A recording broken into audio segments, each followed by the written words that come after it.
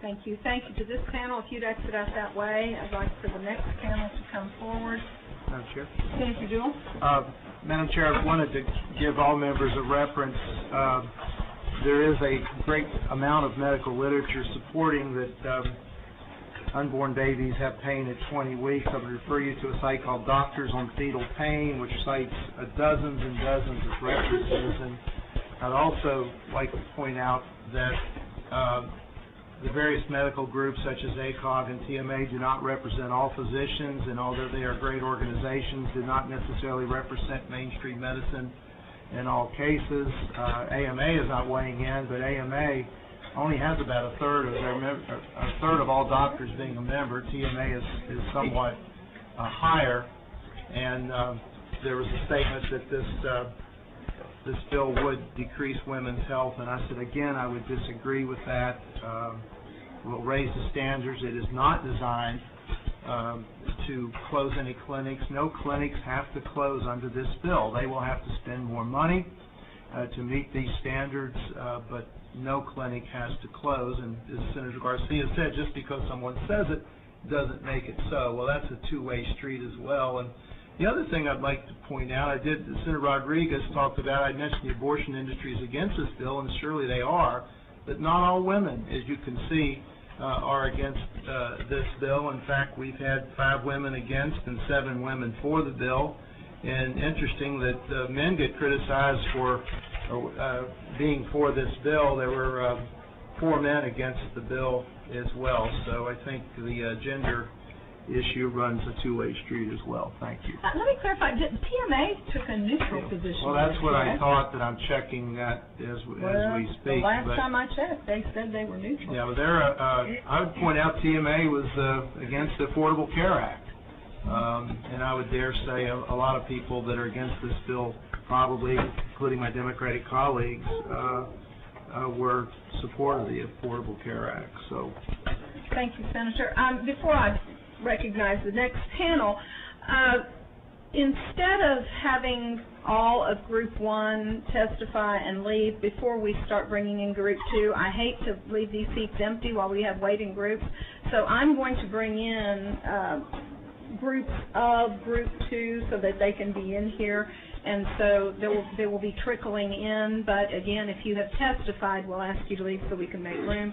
Tenille, let me announce the next group too. This group will be Tenille Scylla, Melissa Lipscomb, Lara Zavala Allard, Merritt Pierce, Rebecca Ramsey, Megan Jansen, and I apologize en masse for just totally messing up on names. Elaine, this will be the next group, Elaine Balsley, Mia Dia, cute name, Donna Schmidt, Cheryl Smith, Dr. Martha Garza, and Danielle Vincent will be the next panel. Now, Ms. Scylla? Yes. Go ahead. Okay. Good afternoon. My name is Tenille Scylla, and I am in favor of Senate Bill 1. I'm representing myself and the Bound for Life San Antonio chapter. I would like to speak on behalf of Latina women in my city. At the age of 18, I became pregnant. My first appointment was at a Planned Parenthood facility where I found out I was 8 weeks pregnant. I was highly encouraged to take care of my problem as soon as possible using the RU-486, otherwise known as the abortion pill, because it would get more expensive down the line. I rescheduled at a different clinic for a cheaper price. In that appointment, I found out I was pregnant with twins, something Planned Parenthood didn't even mention. I couldn't begin to explain the state of confusion that I was in and did not follow through with the procedure that day. Shortly thereafter, I aborted my first 2 children and put that traumatic experience in an out-of-sight, out-of-mind state. 7.5 years later, I found myself having my second abortion. I had a sonogram weeks before, and clearly it was not just a clump of cells. My baby in that sonogram turned where I saw my baby's face, and his hand moved in a wave gesture. That memory is still embedded clearly in my head to this day. Midway through the procedure, the tears began, and by the time I was no longer sedated, I began to wail uncontrollably. I was asked to get dressed and leave immediately because I couldn't control my cries. My womb had become my baby's tomb. My first abortion, 9.5 weeks, ring force inserted in my womb, and my babies were ripped to pieces, piece by piece. Then a curette is inserted and scrapes the afterbirth. For about a year afterwards, I had excruciating abdominal pain and cramping regularly, along with vomiting. My second abortion, 13 weeks. My baby is already too big and must be removed with suction and instruments. Plier-like instruments is needed because his bones are calcified and his skull. The abortionist then grabs a part of the body, whether it be an arm, a leg, and using a twisting motion and begins to tear the baby apart. The spine must be snapped and the skull crushed in order to be removed in the womb. I tried everything to numb and eliminate that pain. Nothing worked. In both cases, I never met my doctor or was informed about aftercare or symptoms I might endure in the future.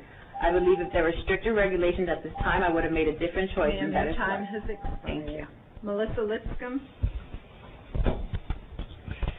Thank you, Chair and Committee, for allowing me to testify. My name is Melissa Lipscomb. I live in Austin. I'm a constituent of Senator Schwertner.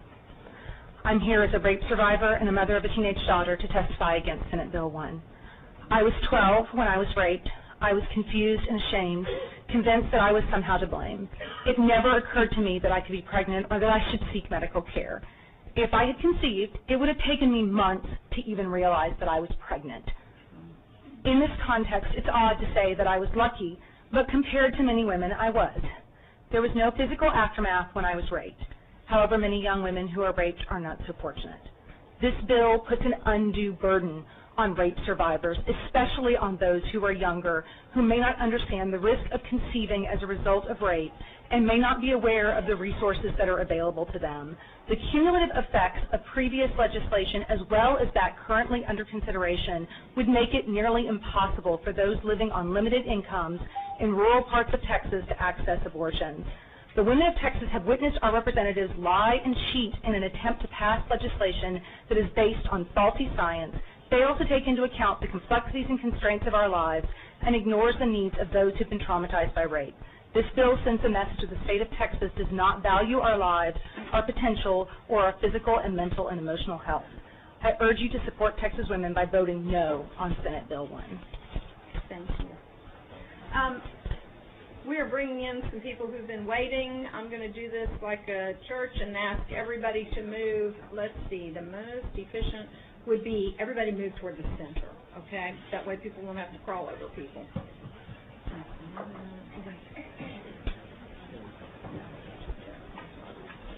Okay, Lara Zavala. Yes, thank you, Madam Chair. My name is Lara Zavala. I'm from Cedar Hill, Texas, District 23 in Senator West. I'm a constituent of Senator West. I am representing the Back to Life movement and myself, and I am for Senate Bill 1. The Back to Life movement is a grassroots pro-life movement spearheaded by young women from all over the nation, with many, including myself, calling the great state of Texas home. Our goal is to empower and give voice to the specific demographic that's in the middle of this abortion debate, with an emphasis on minority women. Minorities make up only 28% of the U.S. population, yet we are receiving 66% of our nation's annual abortions. Senator, committee members, as a Latina, I am here to speak on behalf of this demographic, which has been widely debated but rarely heard from in these hearings. I am concerned for low-income Latinas and African Americans in Texas. We've heard many testimonies and will hear many testimonies about botched abortions and physical wounding of women at the mercy of haphazard abortion surgeries that are ill-equipped to care for Texas women. Senate Bill 1 will raise the standard in abortion clinics across the state to that of every other quality medical facility. By upgrading abortion clinics to ambulatory facilities, we will ensure that Texas women will be taken care of. Passing this measure will send message to Texas women that you are not just a pawn of an industry, but that Texas truly cares about your physical well-being. We are all aware that the abortion industry is a very lucrative business. Do not be mistaken, it is a business. And as the pro-abortion industry touts itself for being the pinnacle of care and concern for women, then why wouldn't this billion-dollar industry put their money where their mouth is and support measures such as SB 1 that will help to ensure potentially dangerous, life-threatening occurrences that will not happen to our Texas beautiful women? Thank you. Merit Tears. Thank you. Thank you, Chair and Committee. My name is Merritt Pearson. I'm a constituent of Senator Craig Estes in District 30. I oppose Senate Bill 1 because it has been put forth as legislation that will protect women and raise the standard of care in abortion clinics in Texas, but the measures it contains will in fact endanger women's lives by closing most Texas abortion clinics while they come up to code as ASCs, a process that will take a great deal of time and money to put in place unnecessary new requirements that do nothing to raise the standard of care or even change the way abortion procedures are currently performed. I oppose this bill because you have failed to explain to me and the people of the state how to reconcile the stated purpose of the provisions of this bill with the Texas Hospital Association's statement that these provisions will not make abortion a safer procedure. Abortion does not need to be safer, and you have failed to make the case that it does or explain how these measures will do anything but penalize poor women, rural women, young women, and women of color who will be disproportionately cut off from health care that is still their legal right. I am the executive director of a nonprofit called the Texas Equal Access Fund that has helped more than 5,000 Texas women who could not afford or access abortion without assistance under the current numerous and oppressive restrictions. These women do not have a voice unless you hold statewide public hearings, and as long as they do not have a voice, I insist that you vote no on SB 1. Regarding the data collected by the state in 2011, 70,000 abortions were performed in Texas, and not a single woman died as a result of those procedures. It is because of data such as this that the American College of Obstetricians and Gynecologists has opposed this legislation. Regardless of how you feel about abortion, I am begging you to listen to us and answer our questions and pay attention to the medical experts who have responded to what you have proposed. I am begging you as not only a lifelong Texan and a constituent, but as the mother of a 12-year-old girl and a 13-year-old boy. They are growing up in the world you and I are making for them, and I am ashamed to tell them that you won't listen to people in other parts of this enormous state.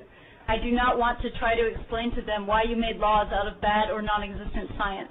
And most of all, I cannot stand to think that either of my children could, in some future created for them by us, have anything less than complete access to the full range of reproductive health care that is their human right. Thank you. Ramsey? My name is Rebecca Ramsey. I live in Austin. I am representing myself. In Pennsylvania, they just passed some higher restrictions because of Kermit Gosnell, and they said that 40-something abortion clinics would be closed and only 5 were closed.